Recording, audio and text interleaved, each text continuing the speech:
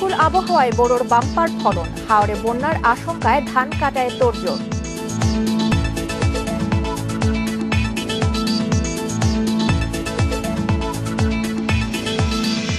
করোনায় অসহায় মানুষের পাশে শিক্ষার্থীরা, ছাত্রলীগ সহ বিভিন্ন সংগঠন দিচ্ছে নানা সহায়তা।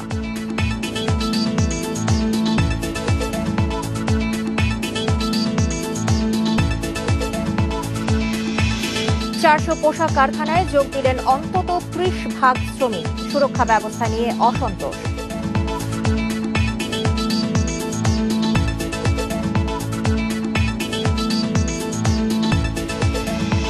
শিশুখাদ্য আমদানিতে স্বল্প সুদের ঋণ ছাড়ে ধীর গতি, পুঁজির অভাবে ব্যবসায়ীদের আমদানি বন্ধ।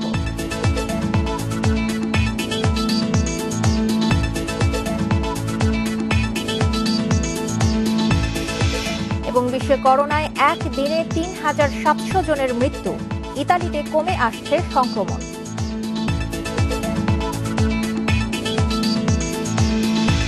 স্বাগত ১ ঘন্টার বিরতিহীন ইন্ডিপেন্ডেন্ট সংবাদে। আপনাদের সাথে আছে আমি সঞ্চারী মজিদমা। শুনছিলেন শিরোনাম, এবারে জানাবো পুরো খবর। অনুকূল আবহাওয়া আর রোগবালাই কম হওয়ায় এবার বোরো মৌসুমে ধানের ভালো ফলন পাচ্ছেন চাষিরা। উৎপাদনও লক্ষ্যমাত্রা ছাড়িয়ে যাবে বলে মনে করছেন কৃষি কর্মকর্তারা। বাজারে দাম থাকলে ভালো লাভের আশায় চাষিরা।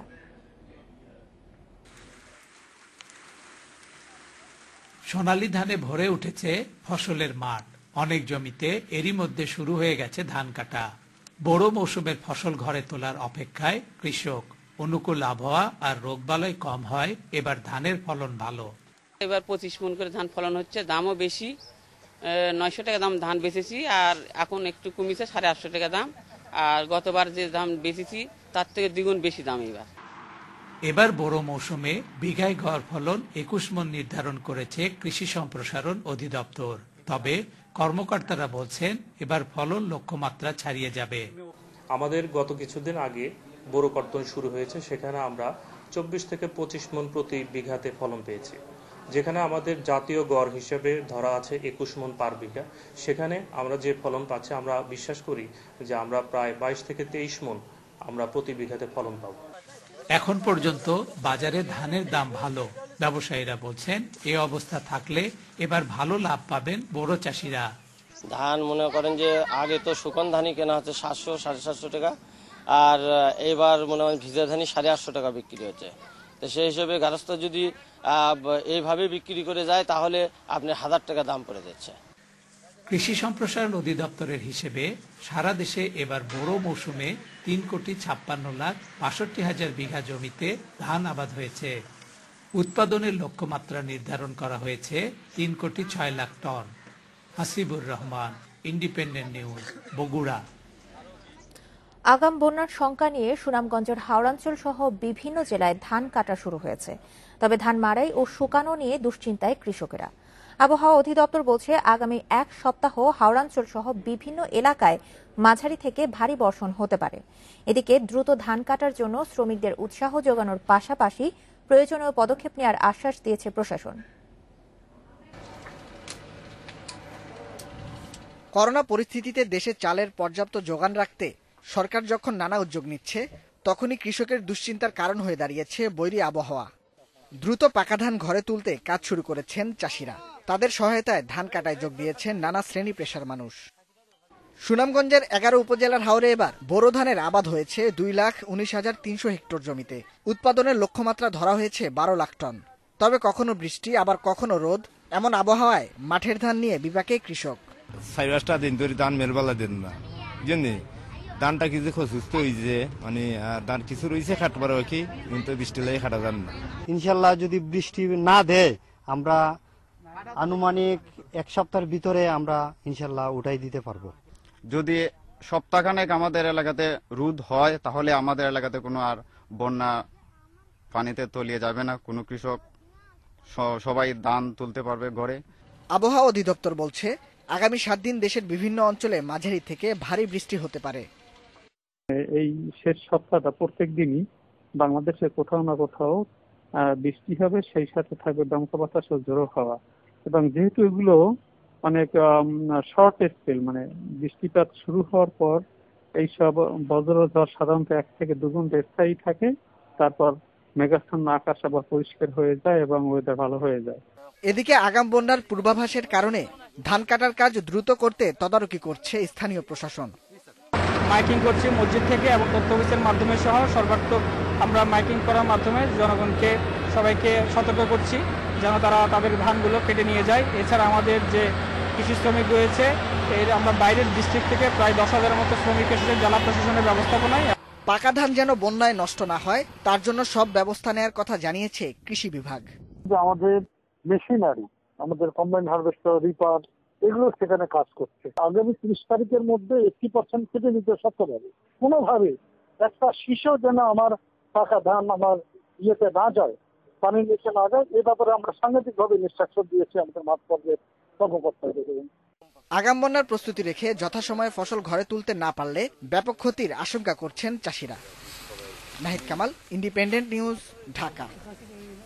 এদিকে নেত্রকোনায় হাওড়াঞ্চলে ধান কাটা প্রায় শেষ পর্যায়ে। এতে কৃষকদের আগাম বন্যার দুশ্চিন্তা অনেকটাই কেটে গেছে।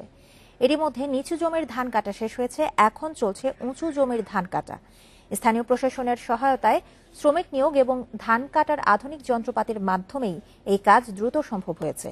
পাশাপাশি আওয়ামী লীগের নেতাকর্মীরাও হাওরের ধান কাটায় সহায়তা করেন। এখন পর্যন্ত মোট আবাদের 62% ধান কাটা শেষ হয়েছে। কৃষকেরা একর প্রতি 60 থেকে 70 মণ ফলন পেয়েছেন।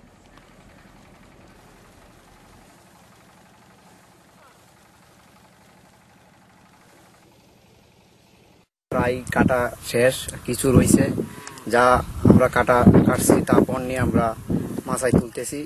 হাওয়ারে খুব শান্তি মতো ধান কাটতেছি। অন্য বছর তো এই বন্যায় নেই গা, করানে নেই গা, হাতটা নেই গা, এবছর নিচে না, সুন্দর মতন কাটিয়ে তুলছি, আরো কাটতে আছি। প্রায় 62% ধান গতকালকে পর্যন্ত এটা কাটা হয়ে গেছে। বাকি ও পর্যাপ্ত পরিমাণে শ্রমিক এবং কম্বাইন হারভেস্টার রয়েছে। আমরা আশা করি আগামী 4-5 দিনের মধ্যেই এই ধানের হাওরের যে ধানটা এটা সম্পূর্ণরূপে উঠে আসবে। রাজধানীর লকডাউন পরিস্থিতি নিয়ে জানাতে এবার যাত্রাবাড়ি থেকে যুক্ত হচ্ছেন সহকর্মী ইজাজুর রহমান। ইজাজ, আজকে ঢাকায় রমজানের 3য় দিনে লকডাউন পরিস্থিতি কেমন দেখছেন আপনি?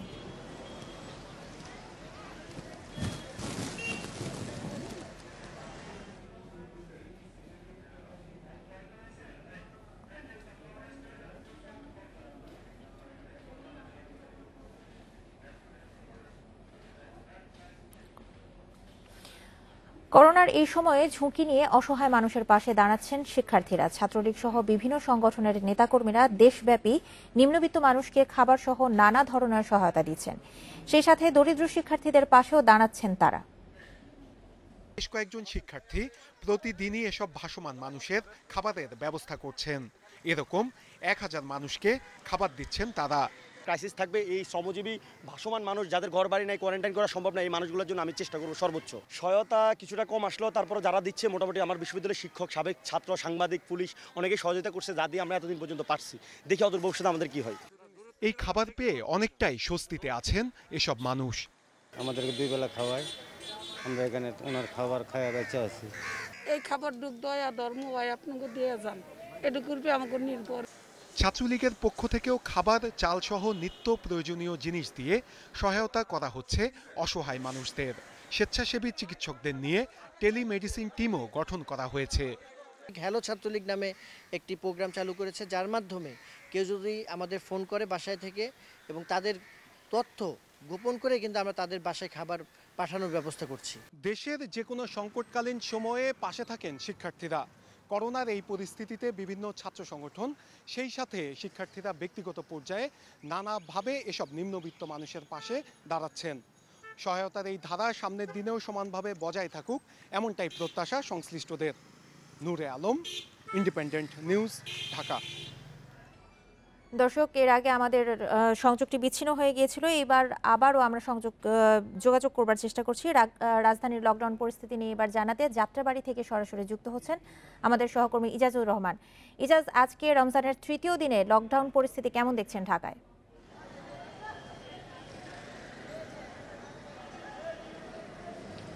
অন্যান্য দিনে যেরকম চিত্র থাকে আসলে আজকে সেই তুলনায় বলবো যে একটু বেড়েছে। রাজধানীতে গাড়ি ঘোড়ার সংখ্যা অনেক বেড়েছে। স্বাভাবিকভাবে যেরকম সকাল 6টার পর থেকে যেরকম পরিস্থিতি থাকে, লোকজন অনেক বেশি বাইরে বের হয়ে আসে, সেরকম চিত্র আমরা। তবে একটি বিষয় বলে রাখি যে রাজধানীর যাত্রাবাড়ি থেকে এসে এখানে স্থানীয় যে আড়ত রয়েছে, আড়ত এবং কাঁচা বাজারের লোকজন অনেক বেশি ভিড় করে, চলাচলের সংখ্যাও কিন্তু অনেক বেশি। আমরা দেখতে পাচ্ছি এখানে একটি ঘটনা ঘটেছে যে আমি যাত্রাবাড়ি থানার সামনে দাঁড়িয়ে আছি। যাত্রাবাড়ি থানার সামনে যে রিক্সাগুলো দেখতে পাচ্ছেন, এখানে অটোরিকশা এবং যে ইজি বাইকগুলো রয়েছে, প্রত্যেকেই এখানে এই কাঁচা বাজার আড়ত কেন্দ্রিক যাত্রী ওঠানামা বা আনা নেওয়া করেন। তো আজ সকালে এখানে প্রতিদিন যে ট্রাফিক পুলিশ দায়িত্ব পালন করেন, সেই ট্রাফিক পুলিশ প্রতিদিন তাদের কাছ থেকে চাঁদা আদায় করত। তারই প্রেক্ষিতে আজকে সকালেও চাঁদা আদায় করছিল, কিন্তু অটোরিকশা চালকরা আজকে বিক্ষোভ করেন এবং কিছুক্ষণ আগ পর্যন্ত এই যাত্রাবাড়ি থানার সামনে তারা অবরোধ করে রাখেন এবং অভিযুক্তের বিচার দাবিতে স্লোগান দিতে থাকেন। অভিযুক্ত ট্রাফিক পুলিশ সামিউলকে পরে যাত্রাবাড়ি থানা পুলিশ ভিতরে নিয়ে যায়। ভিতরে নিয়ে পরবর্তীতে অটোরিকশা চালকদের সঙ্গে কথা বলে এবং অনেককে সেই চাঁদা নিয়েছিল সেগুলো অনেককে ফেরত দেয়। তারপরেও তার বিচারের দাবিতে অটোরিকশা চালকরা এখানে বিক্ষোভ করেন এবং কিছুক্ষণ আগেও দেখছিলেন যে পুলিশ তাদেরকে সরিয়ে দিল। এই যে পরিস্থিতি, এই পরিস্থিতিতে তারা আমাদের কাছে অনেক অভিযোগও জানাচ্ছিলেন। তো এটি একটি বিক্ষিপ্ত ঘটনা হলেও এরকম রাজধানীর বিভিন্ন জায়গাগুলোতেও অনেক সময় চাঁদা নেওয়ার ঘটনা ঘটছে, সেরকম চিত্র আমরা দেখতে পাচ্ছি। এর বাইরে যাত্রাবাড়িতে এখন পর্যন্ত প্রায় 60 জনের উপরে করোনায় আক্রান্ত হয়েছে। সুতরাং এই এলাকাটা এমনিতেই ঘনবসতিপূর্ণ এবং নিম্নবিত্ত মানুষের বসবাস। সেই কারণে দেখা যাচ্ছে যে এখানে এইভাবে প্রকাশ্যে এই ধরনের বিক্ষোভ, অবরোধ বা পুলিশের এরকম খামখেয়ালিপনা, বাজার কেন্দ্রিক যে ঘোরাঘুরি, এতে আসলে করোনার যে সংক্রমণের যে আশঙ্কা সেটি কিন্তু আরও বেড়ে যাচ্ছে। রাজধানীর লকডাউন পরিস্থিতি নিয়ে জানাচ্ছিলেন আমাদের সহকর্মী ইজাজুর রহমান। রমজানে রাজধানীর নিত্যপণ্যের বাজারের খবর জানাতে এবার আমাদের সাথে হাতিরপুল থেকে যুক্ত হচ্ছেন আমাদের সহকর্মী আদিলুর রহমান। আদিল, আপনি কিছুক্ষণ আগেও বাজার পরিস্থিতি নিয়ে জানাচ্ছিলেন, এইবার জানাবেন আপনি হাতিরপুলের বাজার পরিস্থিতি কেমন দেখছেন এবং র্যাবের ভ্রাম্যমাণ আদালতের অভিযানের সবশেষ তথ্য সম্পর্কেও আমাদের জানাবেন।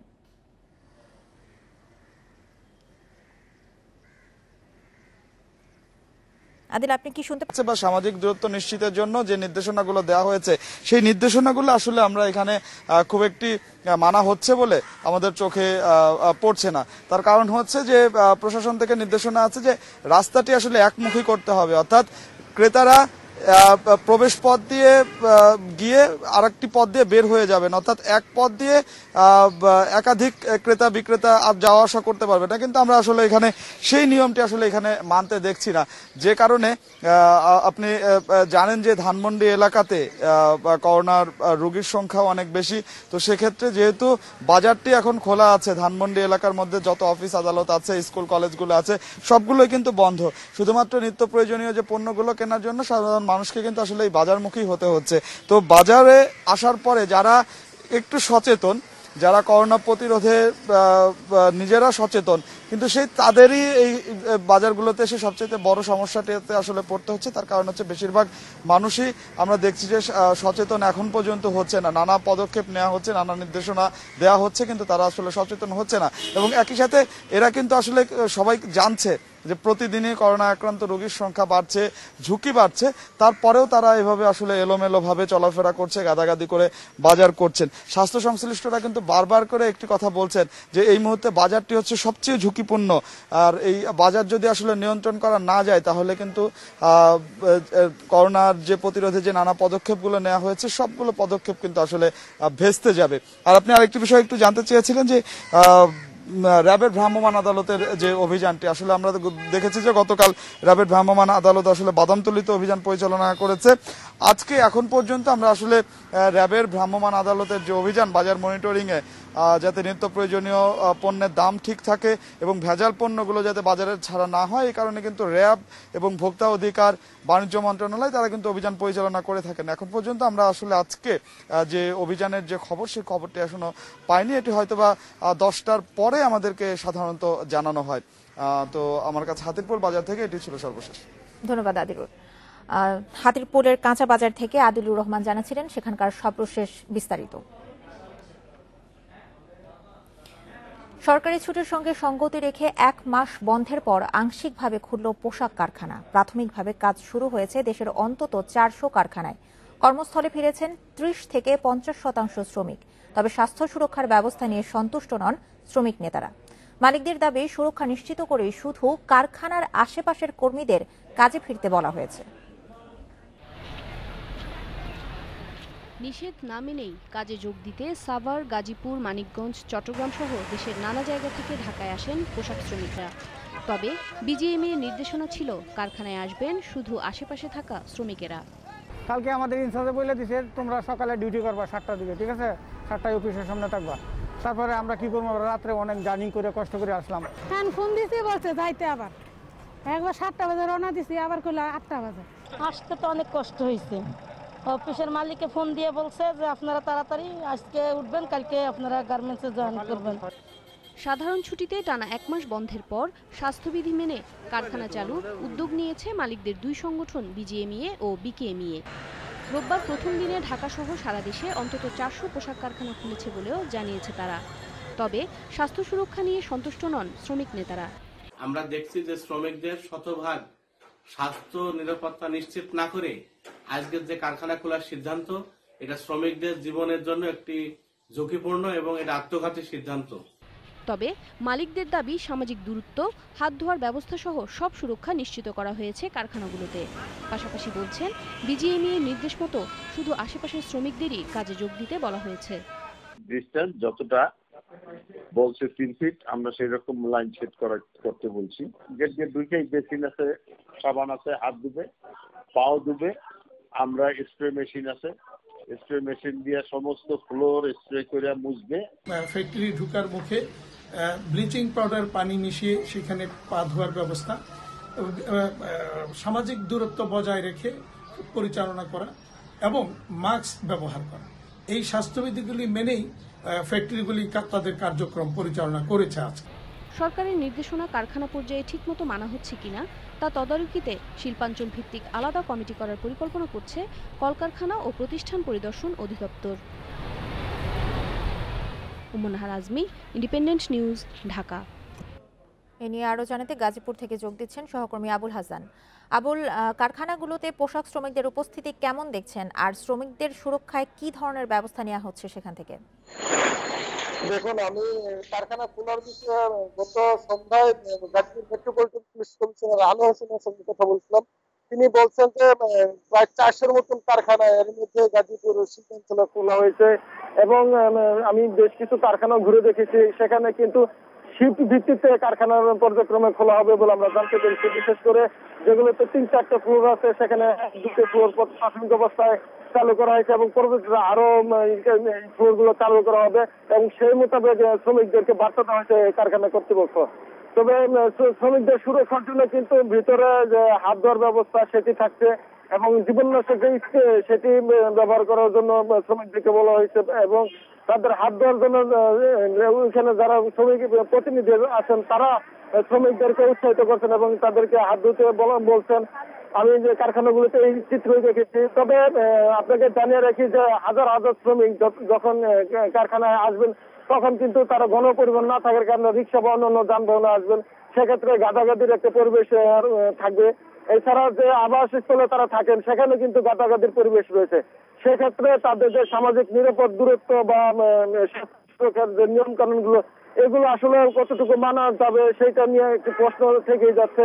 তবে পুলিশ প্রশাসন থেকে বলা হচ্ছে যে সামাজিক দূরত্ব নিশ্চিত করার জন্য এবং স্বাস্থ্য সুরক্ষা বিধির জন্য তারা আগে যেভাবে কাজ করছেন ফিল করতে এখনো তাদের সেই ধরনের প্রস্তুতি রয়েছে এবং তারা বলছেন যে শ্রমিকদের সুরক্ষার জন্য শ্রমিকদের নিজেদেরকে সচেতন হতে হবে। এই সচেতনতার কোনো বিকল্প নেই বলে পুলিশ সদস্যরা মনে করছেন, কারণ সচেতন না হলে শুধু কারখানায় যে কর্ম পরিবেশ ভালো থাকলেই হবে না, তাদের যে আবাসস্থল, তাদের যে যাতায়াতের কারখানা আসা যাওয়ার পরিবেশ সেখানেও তাদেরকে স্বাস্থ্য সুরক্ষা বিধি মেনেই আসতে হবে। তা না হলে একটা ঝুঁকি কিন্তু থেকে যাচ্ছে গাজীপুরের জন্য এবং সেই বিষয়ে পুলিশ প্রশাসন থেকে বিভিন্ন এলাকায় মাইকিং করা হয়েছে এবং কারখানা কর্তৃপক্ষ এই বিষয়ে নজরদারি করছে বলে আমরা জানতে পেরেছি। গাজীপুর থেকে সেখানকার পোশাক শ্রমিকদের নিয়ে জানাচ্ছিলেন আমাদের সহকর্মী আবুল হাসান। দেশে রোববার দুপুর পর্যন্ত করোনায় মৃতের সংখ্যা দাঁড়ালো 145 জনে, মোট আক্রান্ত 5416 জন। এদিকে নমুনা পরীক্ষার জন্য পর্যাপ্ত কিট মজুদ আছে এবং নতুন আমদানি করা হচ্ছে বলেও স্বাস্থ্য বুলেটিনে জানানো হয়েছে। স্বাস্থ্য অধিদপ্তরের তথ্য মতে 24 ঘন্টায় দেশের 25 ল্যাবরেটরিতে 3476টি করোনার নমুনা পরীক্ষা করা হয়। এর মধ্যে নতুন করে করোনা ভাইরাসে আক্রান্ত হয়েছেন 418 জন। এ নিয়ে মোট আক্রান্তের সংখ্যা দাঁড়ালো 5416 জনে। 24 ঘন্টায় করোনায় আক্রান্ত হয়ে মারা গেছেন 5 জন। এর মধ্যে 3 জন পুরুষ ও 2 জন নারী। মারা যাওয়া একজনের বয়স 10-এর নিচে। 51 থেকে 60 বছর বয়সী মারা গেছেন 3 জন এবং বাকি একজনের বয়স 60 থেকে 70 বছরের মধ্যে। মৃতদের মধ্যে 4 জনই রাজধানীতে, অন্যজন ঢাকার দোহারে। ঢাকার মধ্যেই 4 জন এবং দোহারে 1 জন। বয়স যদি বিশ্লেষণ করি, বয়সে হলো এখানে আমরা খুবই দুঃখের সাথে জানাবো যে একজনের বয়স 10-এর নিচে এবং অন্য যারা মৃত্যুবরণ করেছেন তাদের বয়স 60-এর ঊর্ধ্বে 1 জন এবং 51 থেকে 60-এর মধ্যে 3 জন। রাজধানী ছাড়াও করোনা সংক্রমণ ভয়ঙ্করভাবে ছড়িয়ে পড়েছে নারায়ণগঞ্জ, জয়পুরহাট ও গাজীপুর জেলায়। এছাড়া বিভিন্ন বন্দর দিয়ে গেল 24 ঘন্টায় বাংলাদেশে প্রবেশ করা 414 জনকে স্ক্রিনিং করা হয়েছে বলেও জানিয়েছে স্বাস্থ্য বিভাগ। গতকাল বিমানবন্দরে আমরা 178 জনকে 24 ঘন্টায় স্ক্রিনিং করেছি এবং এ পর্যন্ত স্ক্রিনিং হলো 3,24,582 জন। আমাদের স্থলবন্দর দিয়েও প্রবাসীরা দেশে ফিরেছেন, তার সংখ্যা হলো 108 24 ঘন্টায় এবং এ পর্যন্ত 3,28,267 জন। স্বাস্থ্য অধিদপ্তর জানিয়েছে, করোনা পরীক্ষায় মজুদ রয়েছে পর্যাপ্ত কিট। এছাড়া প্রতিনিয়তই কিট আমদানি করা হচ্ছে। 24 ঘন্টায় আইসোলেশনে নেওয়া হয়েছে 75 জনকে। এছাড়া গেল 24 ঘন্টায় 9 জন সুস্থ হয়ে বাসায় ফিরেছেন। মোট সুস্থ হয়েছেন 122 জন। পরীক্ষার কিট নিয়ে কোনো সমস্যা নাই। আমাদের যথেষ্ট পরিমাণে পরীক্ষার কিট আমাদের জমা আছে এবং এটা কন্টিনিউয়াস প্রসেসে ধারাবাহিকভাবে আমরা এটা আমদানি করে যাচ্ছি। এবং আমাদের যেটা আরেকটা বিষয় অনেকেই যায়, আমাদের যে নমুনা সংগ্রহ করার জন্য একটা কিট লাগে যেটাকে আমরা সোয়াব স্টিক বলি। এই সোয়াব স্টিকেরও আমাদের কোনো ঘাটতি নাই। স্বাস্থ্যবিধি মেনে না চললে পরিণতি ভয়াবহ হবে জানিয়ে কাশি, শিষ্টাচার, সামাজিক ও শারীরিক দূরত্ব মেনে চলার পাশাপাশি বিশেষ প্রয়োজন ছাড়া বের না হওয়ার পরামর্শ দেওয়া হয় সংবাদ বুলেটিনে। Biprajit Chanda, independent news, Dhaka.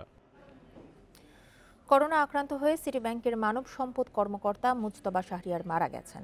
করোনায় দেশের প্রথম কোনো ব্যাংক কর্মকর্তার মৃত্যু এটি। তার বয়স হয়েছিল 40 বছর। তিনি স্ত্রী ও 1 মেয়ে রেখে গেছেন। তাকে রাজধানীর খিলগাঁওয়ের তালতলা কবরস্থানে দাফন করা হয়েছে। এ সময় উপস্থিত ছিলেন তার পরিবারের এক সদস্য। কয়েকদিন জ্বরে ভোগার পর পরীক্ষা করালে তার করোনা শনাক্ত হয়।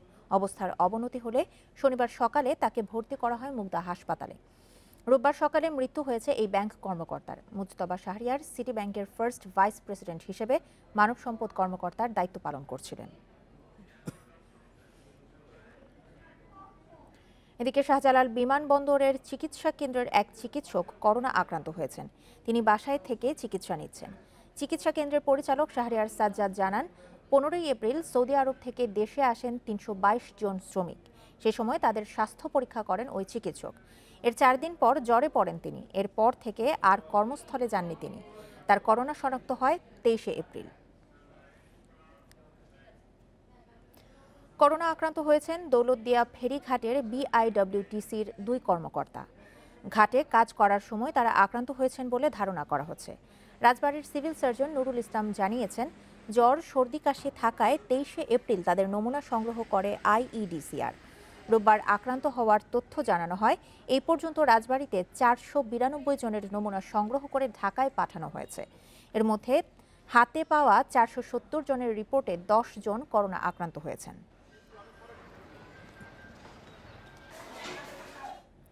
গাজীপুরের পুবাইলে র্যাবের সঙ্গে গোলাগুলিতে একজন নিহত হয়েছেন। র্যাবের দাবি, নিহত রবিউল ইসলাম রবু মাদক ব্যবসায়ী।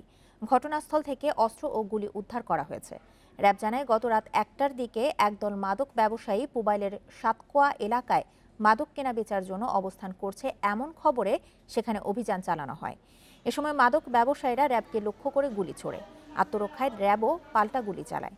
পরে ঘটনাস্থল থেকে গুলিবিদ্ধ রবিউল ইসলামকে উদ্ধার করে হাসপাতালে নেওয়া হলে পথেই মারা যান তিনি। নিহতের বিরুদ্ধে বিভিন্ন থানায় হত্যা, ডাকাতি সহ 14টি মামলা রয়েছে। চাঁদপুর জেনারেল হাসপাতাল থেকে পালিয়ে যাওয়া করোনা রোগীকে আটক করে তাকে হাসপাতালে ভর্তি করা হয়েছে। গতরাতে পৌরসভার ৬ নম্বর ওয়ার্ডের চরহোগলা গ্রাম থেকে তাকে আটক করে পুলিশ। জানা যায়, ঢাকায় ওই ব্যক্তির নমুনা পরীক্ষার পর তার শরীরে করোনা ভাইরাস শনাক্ত হয়। আক্রান্ত জেনেও তিনি রোববার ঢাকা থেকে গ্রামের বাড়ি চাঁদপুরের ফরিদগঞ্জে আসেন। প্রতিবেশীরা তাকে বাড়িতে থাকতে না দেয় তিনি ২৫০ শয্যার চাঁদপুর জেনারেল হাসপাতালে ভর্তি হন। একসময় কর্তব্যরত ব্রাদার পিপিই পড়তে গেলে ৫০ বছর বয়সে ওই রোগী হাসপাতাল থেকে পালিয়ে যায়। পরে মোবাইল ট্র্যাকিং করে তাকে আটক করে ফরিদগঞ্জ থানা পুলিশ। বর্তমানে ওই রোগী হাসপাতালের আইসোলেশন ওয়ার্ডেই চিকিৎসাধীন রয়েছেন।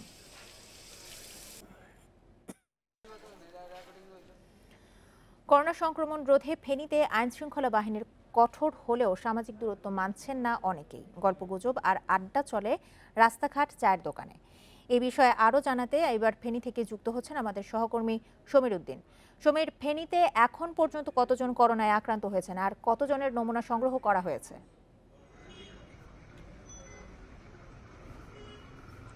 জি, ফেনী জেলায় এই পর্যন্ত 240 জন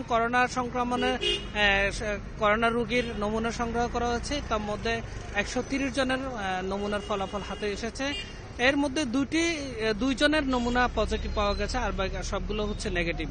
আমি আপনাকে বলে রাখি যে ফেনীতে করোনা সংক্রমণ পাওয়ার সাথে সাথে বিভিন্ন এলাকার প্রায় যে সমস্ত এলাকাগুলোতে করোনা পাওয়া গেছে সেই সমস্ত এলাকায় লকডাউন করা হয়েছে এবং ফেনীর এই যে দুজন পাওয়া গেছে তাদেরকে ফেনীর মহিপালে অবস্থিত যে ট্রমা সেন্টার আইসোলেশন স্থাপন করা হয়েছিল সেখানে তাদেরকে রাখা হয়েছে। আমি জেলা স্বাস্থ্য বিভাগের সিভিল সার্জনের সাথে কথা বলেছিলাম, তিনি বলেছেন যে তাদের অবস্থা এখন উন্নতির দিকে আছে, তারা খুবই ভালো আছেন। এদিকে জেলায় আপনাকে বলে রাখি যে গত ২০ তারিখে 12টি করোনা সংক্রমণের জন্য নমুনা সংগ্রহ করা হলেও সেখানে মাত্র 4টির ফলাফল হাতে পৌঁছেছে।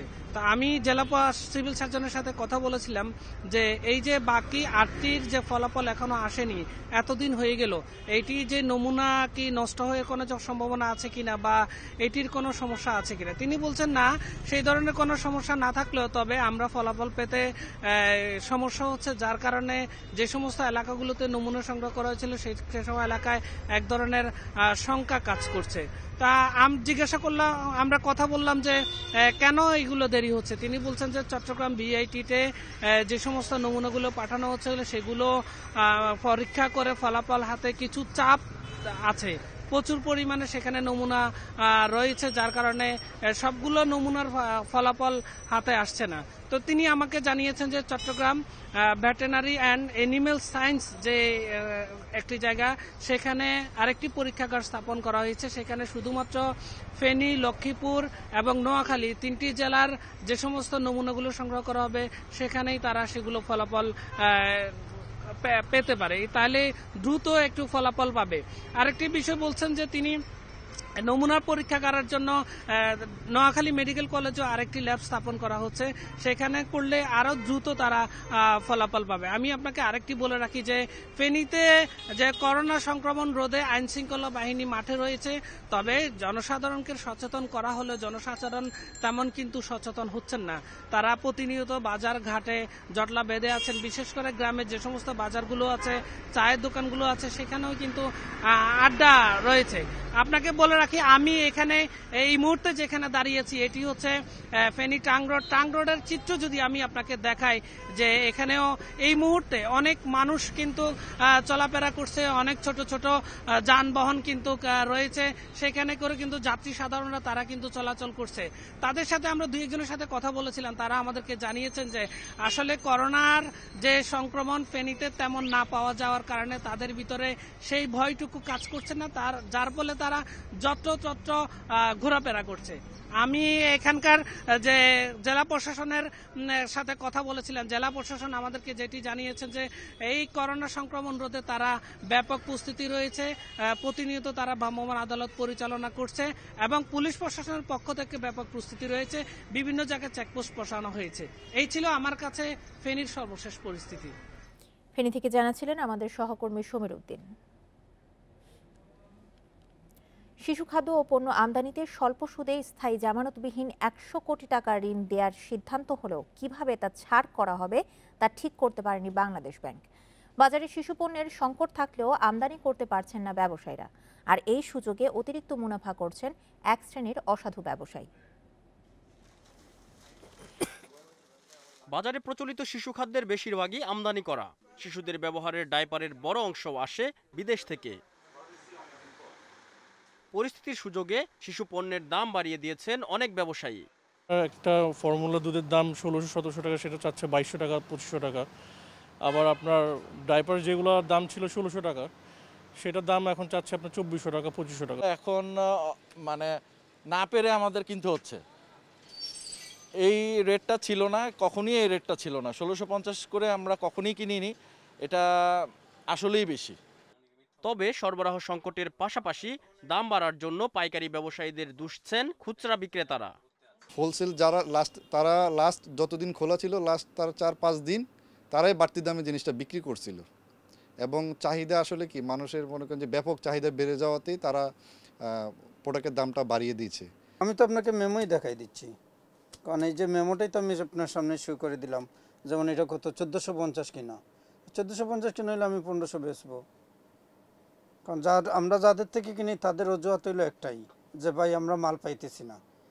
পরিস্থিতি বিবেচনায় চলতি মাসের শুরুতে শিশু খাদ্য আমদানিতে ৫% মার্জিনে ঋণপত্র খোলার অনুমতি দেয় বাংলাদেশ ব্যাংক। আমদানিকারকদের দাবির পরিপ্রেক্ষিতে ১০০ কোটি টাকা ঋণ দিতে রাজি হয় কেন্দ্রীয় ব্যাংক।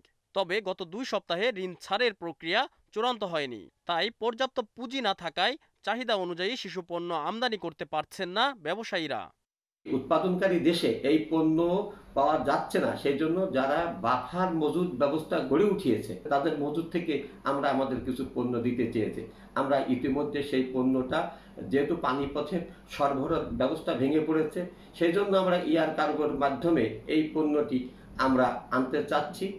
দেশে মাসে শিশু খাদ্যের চাহিদা ১৫০০ টন, যার ৮০ ভাগই আমদানি করা হয়। তাই শিশু পণ্যের আমদানি স্বাভাবিক করতে না পারলে বাজার নিয়ন্ত্রণ সম্ভব নয় বলে জানিয়েছেন ব্যবসায়ীরা। Shariful Islam, independent news, Dhaka. আপনারা দেখছেন বিরতিহীন ইন্ডিপেন্ডেন্ট সংবাদ। এছাড়া সংবাদে আরও যা থাকছে: করোনা শনাক্তে মান পরীক্ষা ছাড়া গণস্বাস্থ্যের কিট ব্যবহার নয়, 3টি ল্যাবে হবে যাচাই।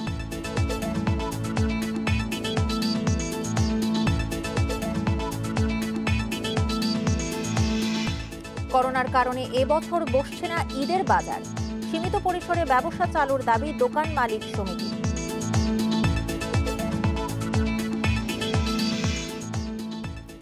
গুণগত মান পরীক্ষা ছাড়া গণস্বাস্থ্য কেন্দ্রের করোনা শনাক্তের কিট ব্যবহার করা হবে না বলে জানিয়েছে ঔষধ প্রশাসন অধিদপ্তর। আর জনস্বার্থে দ্রুত সময়ের মধ্যে মান যাচাই শেষ করে ছাড়পত্র দেওয়ার আহ্বান জানিয়েছে গণস্বাস্থ্য কেন্দ্র। রোববার দুপুরে অধিদপ্তর মহাপরিচালকের সঙ্গে সাক্ষাৎ শেষে এই কথা বলেন গণস্বাস্থ্যের বিশেষজ্ঞরা। নিজেদের উদ্ভাবিত করোনা পরীক্ষার কিট নিয়ে রোববার দুপুরে ঔষধ প্রশাসন অধিদপ্তরে যায় গণস্বাস্থ্য কেন্দ্রের 5 সদস্যের দল। এই কিট ব্যবহারের অনুমোদন পেতে তারা কথা বলেন অধিদপ্তরের মহাপরিচালকের সঙ্গে। 2.5 ঘন্টার বৈঠক শেষে অধিদপ্তরের মহাপরিচালক জানান, বঙ্গবন্ধু শেখ মুজিবুর রহমান বিশ্ববিদ্যালয়, IEDCR ও IPH এই কিটের মান পরীক্ষা করবে। তাদের রিপোর্ট পর্যালোচনা করেই নেওয়া হবে এটি ব্যবহারের সিদ্ধান্ত। যত তাড়াতাড়ি সম্ভব আমরা চেষ্টা করব।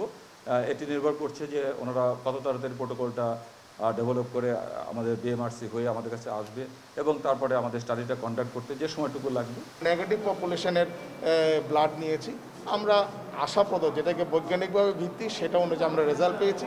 সেই রেজাল্টের ডাটাশিটটা আমরা আজকে ওষুধ প্রশাসনকে জমা দিয়েছি। বিকেলে সংবাদ সম্মেলনে এসে গণস্বাস্থ্য কেন্দ্র জানায়, কিটটি গুণগত মান যথার্থভাবে পরীক্ষা করা হয়েছে।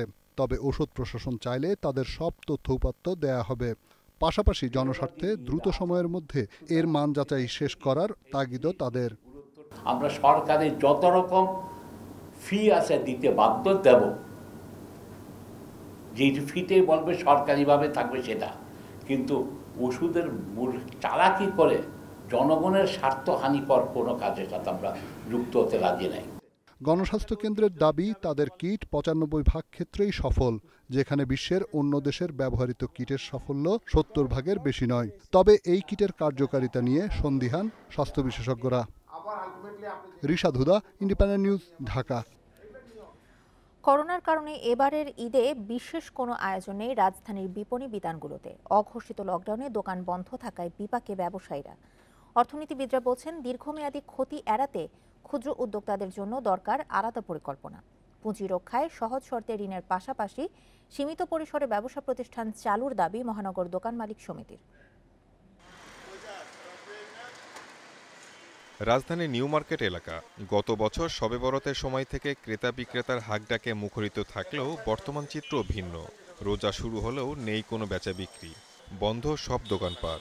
কবে খুলবে তাও জানে না কেউ। গত বছর তো আপনার রাত ২টা-৩টা পর্যন্ত সজাগ থাকা লাগতো, ডিউটি করতে হইতো। সারা রাত তো অনেক সময় সারা রাত সজাগ থাকতে হইতো, কিন্তু এই বছর সেই তুলনায় তো এই বছর করোনা অবস্থায় তো এই বছর ডিউটি হইতেছে না।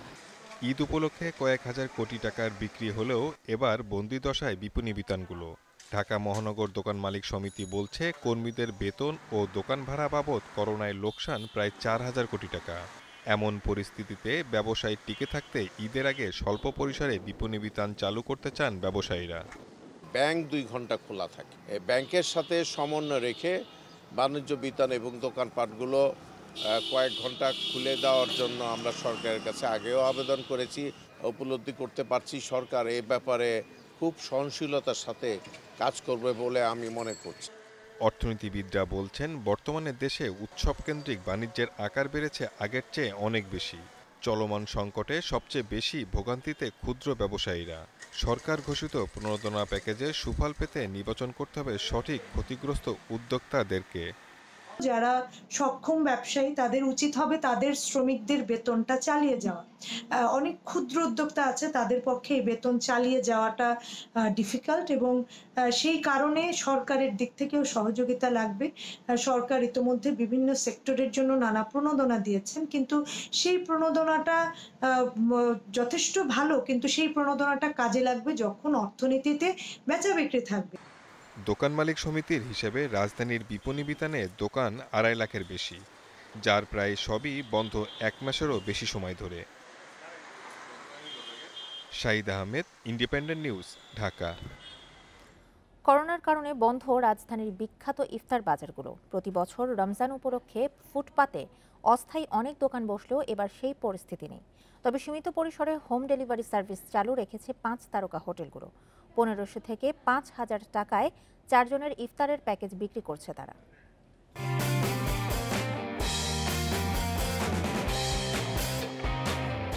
প্রতি বছর রমজানে নানা পদের ইফতারের পসরা বসে বেইলি রোডে। ইফতার কিনতে রাজধানীর বিভিন্ন এলাকা থেকে মানুষ ভিড় করেন এখানে। কিন্তু এবার পরিস্থিতি একেবারে ভিন্ন।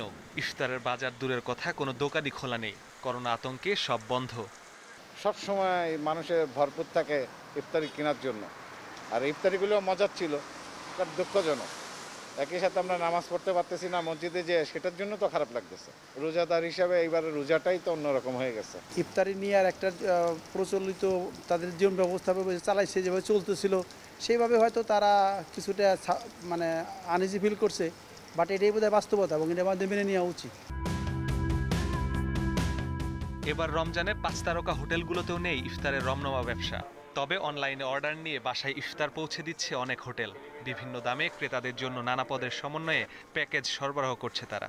নিয়মিত কিছু কাস্টমার আছে এবং নিয়মিত কাস্টমারদের কথা বিবেচনা করে আমাদের খোলা রাখতে হয়েছে। প্রত্যেক দিন অর্ডার যেটা পাচ্ছি, এই বেস অফ অর্ডার আমরা হোম টু হোম ডেলিভারি দিচ্ছি এবং আমাদের নিজস্ব তত্ত্বাবধানে নিজস্ব বিকেল দিয়েই। করোনা পরিস্থিতি বিবেচনা করে ইফতার তৈরি ও সরবরাহে পর্যাপ্ত সতর্কতা অবলম্বনের কথা জানিয়েছে হোটেলগুলো। Masudur Rahman, independent news, Dhaka. ৩১ দিন বন্ধ থাকার পর রোববার সীমিত আকারে কর্মতৎপরতা ফিরেছে প্রশাসনের প্রাণকেন্দ্র সচিবালয়ে। সরকারের নির্দেশে সীমিত আকারে কার্যক্রম শুরু করেছে কয়েকটি মন্ত্রণালয়। দুর্যোগকালে সরকারি সহায়তা নির্বিঘ্নে কিছু কার্যালয় খোলা রাখা হচ্ছে বলে জানিয়েছেন স্থানীয় সরকার মন্ত্রী তাজুল ইসলাম। করোনা ভাইরাসের সংক্রমণ ঠেকাতে 25 মার্চ থেকে সারা দেশে সাধারণ ছুটি ঘোষণা করে সরকার। বন্ধ রাখার সিদ্ধান্ত হয় সরকারি বেসরকারি সব কার্যালয়। পরে কয়েক দফা বাড়ানো হয় ছুটির মেয়াদ। সব শেষ বৃহস্পতিবার 5 মে পর্যন্ত ছুটি বাড়িয়ে প্রজ্ঞাপন জারি করে জনপ্রশাসন মন্ত্রণালয়। ছুটি থাকলেও সরকারের সিদ্ধান্ত অনুযায়ী জরুরি কাজের সঙ্গে সম্পৃক্ত বেশ কিছু মন্ত্রণালয় ও বিভাগ রোববার থেকে সীমিত আকারে খোলা হয়। সচিবালয়ে বিভিন্ন মন্ত্রণালয় ও বিভাগে মন্ত্রীসহ কিছু সংখ্যক কর্মকর্তা কর্মচারীকেও উপস্থিত থাকতে দেখা যায়। প্রথমে আমরা যেটি দিয়েছিলাম ওইটি আমরা করেছি, সংশোধন করে এখন বলেছি যে যাদের জরুরি পরিষেবা জরুরি কাজের সাথে সম্পৃক্ত যারা, তার সীমিত আকারে সেই সমস্ত মন্ত্রণালয় তাদের অফিস একেবারে কেন্দ্রীয় পর্যায়ে থেকে উপজেলা পর্যায়ে খোলা থাকতে পারবে। দুর্যোগকালীন সময়ে সরকারকে সহায়তা দিতে সীমিত আকারে কয়েকটি মন্ত্রণালয় কাজ করছে বলে জানান স্থানীয় সরকার মন্ত্রী। এ সময় তিনি আরও বলেন, ত্রাণ কার্যক্রম নিয়ে অনিয়ম হলেও তা এখন নিয়ন্ত্রণে। কেউ অনিয়ম করলে তাদের আইনের আওতায় আনা হবে বলেও আশ্বাস দেন তিনি। আমরা যদি সোশ্যাল ডিস্টেন্স মেনটেন করে আমাদের যে সমস্ত গুরুত্বপূর্ণ দায়িত্ব আছে দেশ জাতি মানুষের, যে সমস্ত দুর্যোগকালীন সময়েও অনেকগুলো সাপোর্ট মানুষকে দেওয়া দরকার, সেই সমস্ত সাপোর্টগুলো দিতে গেলে আপনার কাজকর্ম কিছু করতেই হবে। এদিকে সচিবালয়ে নিজ কার্যালয়ে এসেছিলেন তথ্যমন্ত্রী হাসান মাহমুদও। করোনা ভাইরাস সংক্রমণ নিয়ন্ত্রণে স্বাস্থ্যবিধি মেনে চলার তাগিদ দেন তিনি। এই ছুটি চলাকালীন সময়েও তথ্য মন্ত্রণালয়ের বিভিন্ন দপ্তর যেহেতু জরুরি সেবা আমাদের দিতে হয় সেজন্য চালু ছিল। যেমন আমাদের পিআইডি চালু ছিল, আমাদের মাস কমিউনিকেশন চালু ছিল, রেডিও টেলিভিশন চালু ছিল এবং সেই কারণে আমাদের কর্মকর্তাদের সীমিত আকারে অফিস করতে হয়েছে। সরকারের জারি করা প্রজ্ঞাপনে বলা হয়েছে, সাধারণ ছুটির মধ্যে কোনো মন্ত্রণালয় বা বিভাগ জরুরি প্রয়োজনে সীমিত পরিসরে তাদের কার্যক্রম পরিচালনা করতে পারবে। এছাড়াও ওষুধ শিল্প উৎপাদন ও রপ্তানি সহ কলকারখানা কর্তৃপক্ষ শ্রমিকদের নিরাপত্তা ও স্বাস্থ্যসেবা নিশ্চিত করে কার্যক্রম চালু রাখতে পারবে। Ashiq Hossain, independent news, Dhaka. রাজধানীর বাদামতলীতে খেজুরের আড়তে অভিযান চালিয়ে মেয়াদ উত্তীর্ণ খেজুর বিক্রির দায়ে 2টি প্রতিষ্ঠানকে 10 লাখ টাকা জরিমানা, একটি দোকান সিলগালা এবং 2 টন মেয়াদ উত্তীর্ণ খেজুর জব্দ করেছে র্যাবের ভ্রাম্যমাণ আদালত। রমজান জুড়েই এমন অভিযান চালানোর কথা জানিয়েছে র্যাব। রাজধানীর বাদামতলীর মতলা এন্টারপ্রাইজ পাইকারি এই দোকানটিতে বিক্রি হচ্ছিল মেয়াদোত্তীর্ণ খেজুর। র্যাবের ভ্রাম্যমাণ আদালতের উপস্থিতি টের পেয়ে পালিয়ে যায় মালিক ও কর্মচারীরা। পরে সিলগালা করে দেয়া হয় দোকানটি। র্যাবের এই ভ্রাম্যমাণ আদালত অভিযান চালায় মতলা এন্টারপ্রাইজের পাশেই মনির এন্টারপ্রাইজেও। সেখানে পচা খেজুর পাওয়া যায় আর গুদামে পাওয়া যায় মেয়াদোত্তীর্ণ খেজুর, যা নতুন মোড়কে বাজারে বিক্রি করা হচ্ছে। পচা মাল তো রাখিনি, মাল তো ভালো, সব উন্নত মানের মাল, এবছর সব নতুন মাল। 4-5টা প্যাকেট আধা কেজি আলো 2 কিলো মাল, মনে করেন 2 কিলো মালে কি হইতে পারে? 2 কিলো মাল কার কাছে বিক্রি করবো? থুই দিয়েছে, ওড়ে দিয়েছে গোডাউনের কোনা। অনিয়মের দায়ে বাদামতলীর মনির এন্টারপ্রাইজকে আর্থিক জরিমানা করা হয়। 10 মাস 11 মাস খেজুর এক্সপায়ার হয়ে গেছে, সেগুলো আবার প্যাকিং করতেছে, একদম খারাপ কোয়ালিটির প্রোডাক্ট পেয়েছি।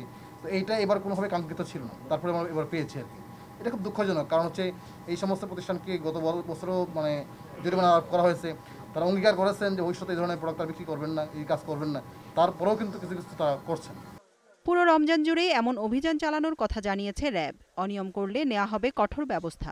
আজকে যে আদেশ দেওয়া হবে এর পরবর্তী সময় এই ধরনের ঘটনা যখন ঘটবে, এই বিষয়টি আমরা সিরিয়াসলি করবো। কারণ আমরা কোনোভাবে চাই না এই রমজানে কোনো ভোক্তার কাছে যেন মেয়াদ উত্তীর্ণ কোনো পণ্য বা খারাপ কোনো পণ্য তারা তুলে দেয়, এই মেয়াদ উত্তীর্ণ পণ্য বিক্রি করে তারা কোনো ধরনের ব্যবসা করুক। গত বছরও পচা এবং মেয়াদোত্তীর্ণ খেজুর বিক্রির দায়ে বাদামতলীতে বেশ কয়েকজন ব্যবসায়ীকে জরিমানা করা হয়েছিল। এরপরও শোধরায়নি অসাধু ব্যবসায়ীরা। জান্নাতুল ফেরদাউস তানভি, ইন্ডিপেন্ডেন্ট নিউজ, ঢাকা। আদালত 5 মে পর্যন্ত বন্ধ রাখারই সিদ্ধান্ত হয়েছে সুপ্রিম কোর্টের ফুলকোর্ট সভায়। রোববার দুপুরে ভিডিও কনফারেন্সে ফুলকোর্ট সভায় সুপ্রিম কোর্টের বিচারকরা এই সিদ্ধান্ত নেন। এছাড়াও ভার্চুয়াল কোর্ট চালু করতে রাষ্ট্রপতির অনুমতি চাওয়ার সিদ্ধান্তও হয়েছে এই বৈঠকে। গত বৃহস্পতিবার স্বল্প পরিসরে আদালত খোলার সিদ্ধান্ত হলেও পরে সিনিয়র আইনজীবী ও জেলা আইনজীবী সমিতিগুলোর আবেদনের পরিপ্রেক্ষিতে সোমবার পর্যন্ত তা স্থগিত করা হয়। রোববার ফুলকোর্ট সভায় বিচারকেরা স্বল্প পরিসরে আদালত না খোলার সিদ্ধান্ত নেন। এর আগে সুপ্রিম কোর্টের চেম্বার আদালত ও হাইকোর্ট বিভাগের একটি বেঞ্চের কার্যক্রম স্বল্প পরিসরে খোলা রাখার সিদ্ধান্ত হয়। আর বিচারিক আদালতগুলো সপ্তাহে 2 দিন কার্যক্রম চালুর সিদ্ধান্ত হয়। পরে এই সিদ্ধান্ত স্থগিত করা হয়। 7 সপ্তাহের টানা লকডাউন ও নানা নিষেধাজ্ঞার পর অবশেষে কিছুটা কমেছে ইতালিতে করোনার প্রকোপ। দেশটিতে রবিবার 24 ঘন্টায় 1.5 মাসের মধ্যে সর্বনিম্ন 260 জনের মৃত্যু রেকর্ড করা হয়েছে। স্পেনেও করোনা সংক্রমণ এবং মৃতের হার কমেছে। গত 24 ঘন্টায় দেশটিতে মারা গেছে 288 জন। বিশ্বে গত 24 ঘন্টায় করোনা ভাইরাসে 3,751 জনের মৃত্যু হয়েছে। নতুন আক্রান্ত হয়েছেন 73,800 জন।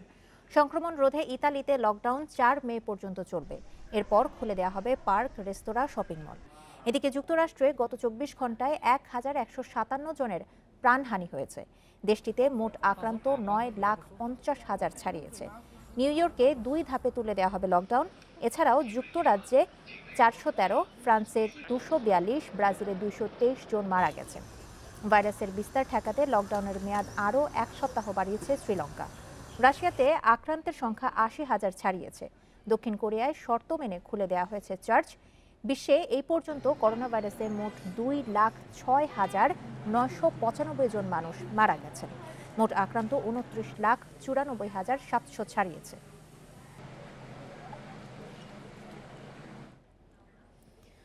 লকডাউনের 6 সপ্তাহ পর বাইরে বেরোনোর অনুমতি পেল স্পেনের শিশুরা। নির্দেশনা অনুযায়ী 14 বছর এর কম বয়সী শিশুরা দিনে 1 ঘন্টা অভিভাবকের সঙ্গে বাইরে ঘুরতে পারবে। একসঙ্গে সর্বোচ্চ 3 জন শিশু যেতে পারবে বাড়ি থেকে 1 কিলোমিটার দূরে। যুক্তরাষ্ট্রের পর বিশ্বের সবচেয়ে বেশি করোনা আক্রান্ত স্পেনে। দেশ জুড়ে ভাইরাস ছড়িয়ে পড়ায় 14 মার্চ লকডাউন হয় গোটা দেশ। দীর্ঘদিন ঘরবন্দি থেকে বিরক্ত শিশুরা। করোনার প্রকোপে সরকারি আদেশে বাইরে বেরোনো ছিল অসম্ভব। তবে গত 2 সপ্তাহে মৃত্যু ও আক্রান্ত কমে আসায় লকডাউন শিথিল করেছে সরকার। নতুন নির্দেশনা অনুযায়ী 14 বছরের নিচে প্রায় 63 লাখ শিশু প্রতিদিন 1 ঘন্টার জন্য থাকতে পারবে বাড়ির বাইরে। তবে বাড়ি থেকে 1 কিলোমিটারের বেশি দূরে যেতে পারবে না তারা। সঙ্গে থাকবেন অভিভাবক। একসঙ্গে থাকতে পারবেন 3 জন শিশু। নতুন এই সিদ্ধান্তের পর মাদ্রিদের রাস্তায় নেমে পড়ে শিশুরা। দীর্ঘ বন্দিজীবন থেকে মুক্তি মেলায় উচ্ছ্বসিত অভিভাবকেরাও। স্কুলে যেতে চাই, সেখানে বন্ধুদের সঙ্গে লেখাপড়া করতে চাই। শিশুদের অনলাইনে পড়াশোনার ঝামেলা অনেক। যখন ওদের ক্লাস শুরু হয় তখন আমি আর আমার স্ত্রী ঘর থেকে অফিস করি, তাই ওদের প্রতি পুরোপুরি খেয়াল রাখতে পারছি না। 2 মে থেকে ঘরের বাইরে হাঁটাচলা ও শরীরচর্চার উপর থেকে বিধিনিষেধ তুলে নেওয়া হবে বলে জানিয়েছেন দেশটির প্রধানমন্ত্রী। সময়ের সঙ্গে পরিস্থিতির উন্নতি হচ্ছে, তাই 2 মে থেকে শরীরচর্চা ও হাঁটাচলার উপর নিষেধাজ্ঞা তুলে নেওয়ার সিদ্ধান্ত নিয়েছি। 31 জানুয়ারি স্পেনে প্রথম করোনা শনাক্ত হয়।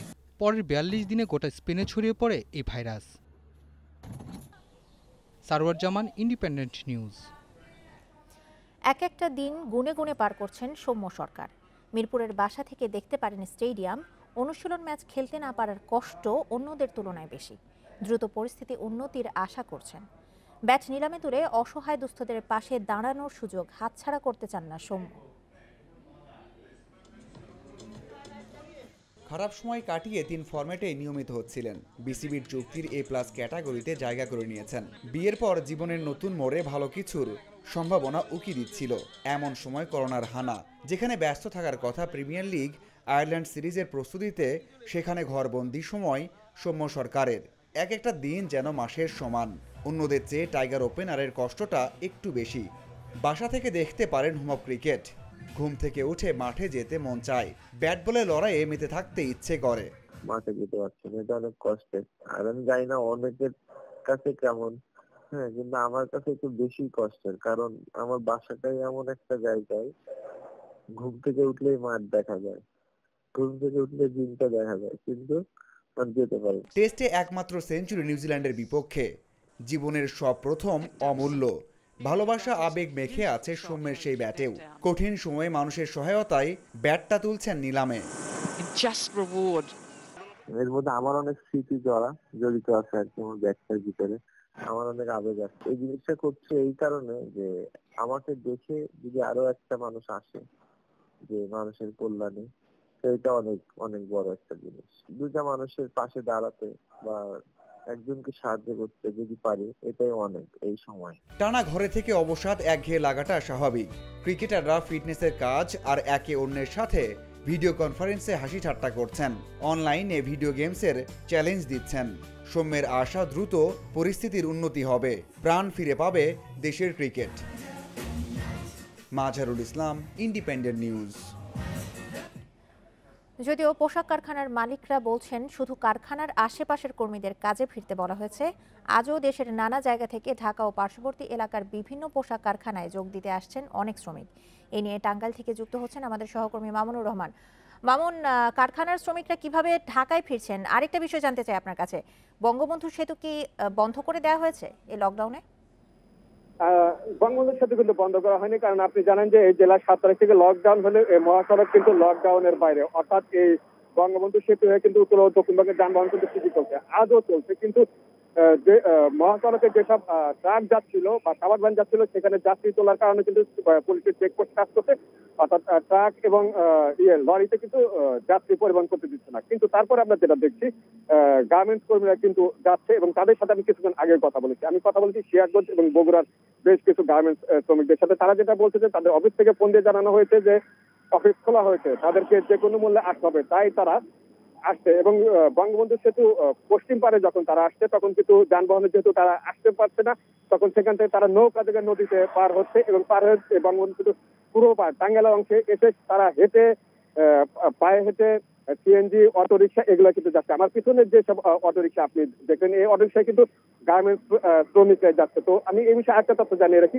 এই যারা নদী পথে যমুনা সেতু পার হচ্ছে তারা কিন্তু ফিরতি পথে, অর্থাৎ যখন প্রথম লকডাউন হয়েছিল তখন যারা যাচ্ছিল তখন কিন্তু একটি নৌকা ডুবি হয়েছিল এবং সেই ক্ষেত্রে কিন্তু 11 জন তীরে উঠতে সক্ষম হয়েছিল এবং 3 জন কিন্তু নিখোঁজ ছিল। সেই 3 জনের ভিতরে কিন্তু 2 জনের লাশ কিন্তু আমরা উদ্ধার করতে দেখছি ফায়ার ব্রিগেড, অর্থাৎ মানুষ কিন্তু জীবনের ঝুঁকি নিয়ে কিন্তু এইভাবে পার হচ্ছে। আপনি আমার পিছনে যদি দেখেন যে এখন মহাসড়ক ফাঁকা, কিন্তু এই মহাসড়ক দিয়ে যেসব ট্রাক কিন্তু যাচ্ছে, অর্থাৎ বঙ্গবন্ধু সেতু পার হচ্ছে। আর যেসব অটো বা সিএনজি আপনি দেখতে পাচ্ছেন, এইসব অটো বা সিএনজিতে কিন্তু পরিবহন গার্মেন্টস কর্মীরা কিন্তু বিভিন্ন জেলা। এর সাথে শেষ করছি বিরতিহীন ইন্ডিপেন্ডেন্ট সংবাদ। ইন্ডিপেন্ডেন্ট টেলিভিশনের সব খবর আরও বিস্তারিত জানতে চোখ রাখুন ফেসবুক, ইউটিউব এবং টুইটারে। ধন্যবাদ সবাইকে।